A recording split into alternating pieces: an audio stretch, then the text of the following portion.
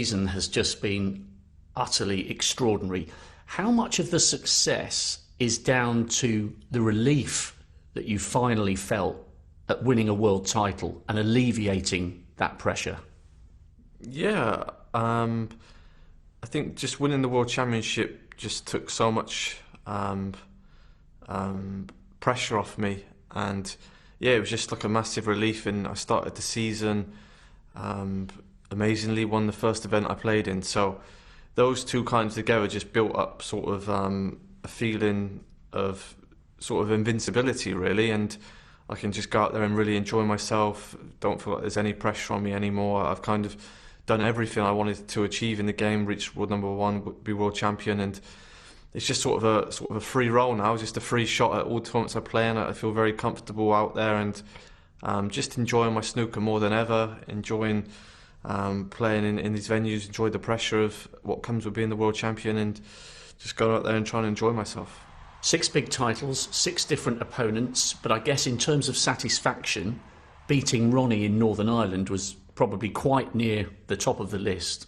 Yeah, both times in both seasons over the last 2 years, I've beaten him sort of the start of the year, and it's sort of led me on my way to really go and do some good things. And beating him just has a different effect on you. I feel you just you take something extra from beating him, especially both times in Ireland. The crowd have been amazing, and he's been up somewhere near his best as well both times, and I've been able to sort of get that one out the way and just sort of really go on to bigger and better things both times. And yeah, I just feel now whoever I play against in the final that they're going to have to play probably their best stuff to beat me, and just the consistency I've shown in every final I've played in recently, to be able to dig in even when I'm not playing my best.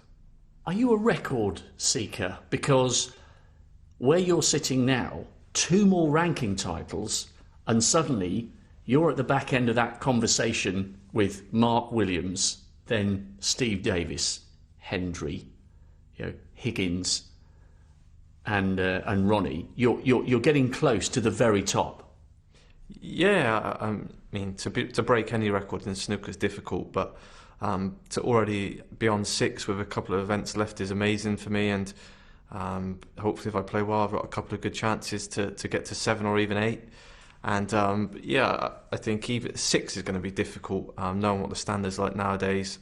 It's going to be very tough to equal that, but if I can go one step further and sort of then be able to be mentioned along the greats, and it's not something that I sort of ever thought about really, winning more than 5-6 events in a season, until really probably last year when my brother come up with me, and sort of just all taken off from there. So it's nice to be sort of mentioned in the same breath as a few of those players, and hopefully I can just keep winning, and then at the end of my career I can look back and feel like I really dedicated myself and got close to a few of those records.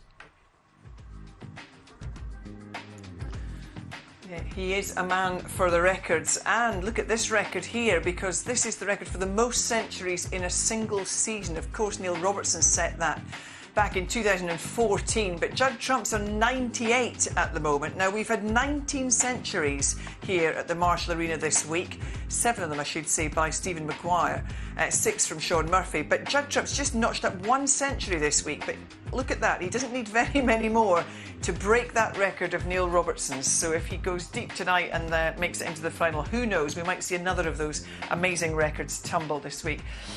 Neil and Alan, interesting to hear Judd talk there about the season that he's had, because not every player who becomes world champion deals with it in the way that he has. To be introduced, to step out and have that introduction as world number 1, reigning world champion, there's a lot of responsibility on your shoulders, but he seems to revel in it, Alan. Yeah, I wonder, I've never been in that position. I would have liked to have been, but I wonder how much Judd in the last, let's say, 5 or 10 years, or even growing up, I wonder how much he either dreamed of it or chased it. I think you're better chasing it. Don't make it a dream, make it a reality by actually believing that you can do it and go after it, and boy has he. And some of the numbers that he's racking up are staggering. I think even his century rate per frame is better than anyone in the history of the game. So he's got the lot, and those numbers are only going to get better because he just keeps on scoring. Yeah, and with his earnings as well, you know, he's looking to smash through the £1 million again this year. You know, he is come of age, if you like. He mentioned his brother Jack again there. This is the tournament where they're allowed to bring a guest along so long as they go through all the proper procedures. He wasn't there at the Tour Championship, at the Championship League. It's important for him to have that around him, isn't it, Neil? It is. It's very important, and right now everything is working for him.